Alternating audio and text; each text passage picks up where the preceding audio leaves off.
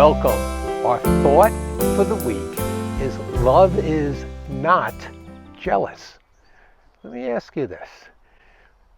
When someone gets something that you hope to get, or when somebody has something that you'd really like to have, how do you react to that?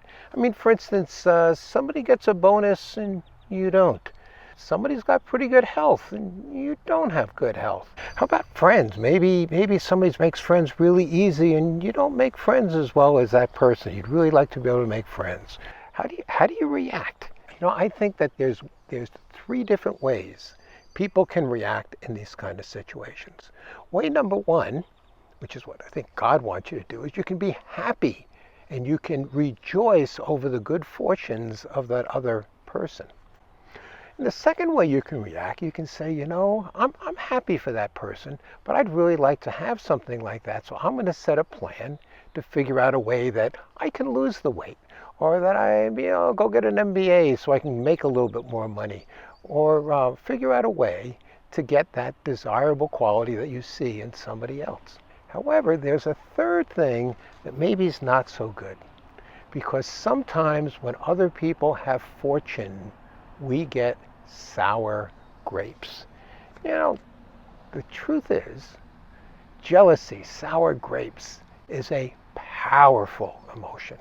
In the Bible, it has to do with things like heat and boiling over and redness of face, and you burn with jealousy, a little bit out of control.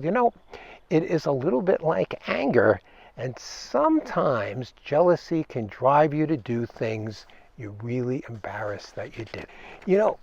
Sour grapes or jealousy can lead you to things that are the opposite of love. They're anti-love. That's why Paul in 1 Corinthians 13:4, he says, love is not jealous. It's not jealous.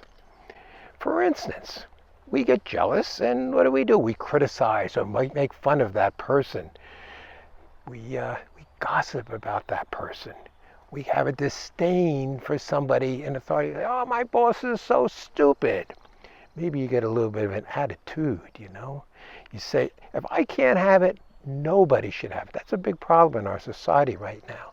Jealousy can lead towards anger to a person. Proverbs 14:30 says, in fact, jealousy is rottenness to the bones. Rottenness of you. If you're a jealous person, you're rotten to the bones. He goes, well, here's what I'd like you to do this week about jealousy. Recognize any time when you're apt to get jealous. Recognize it. Maybe the first thing, most important thing is just knowing that it can come on you.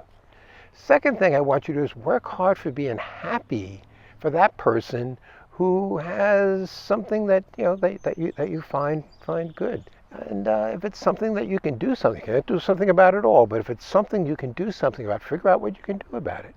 Maybe get a different job or work harder or figure out some overtime. Figure out a way to get that thing that's attractive to you.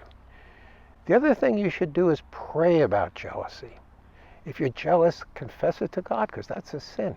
Ask God to change your heart, to give you an attitude that doesn't include wallowing in your feelings of jealousy.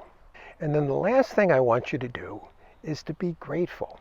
If you start feeling jealous, be grateful for what you have. And if you start thinking about all the things God has given you and you're grateful for what you have, you can see that jealousy really doesn't need to be there. Well, with all that said, there's only one thing left to say.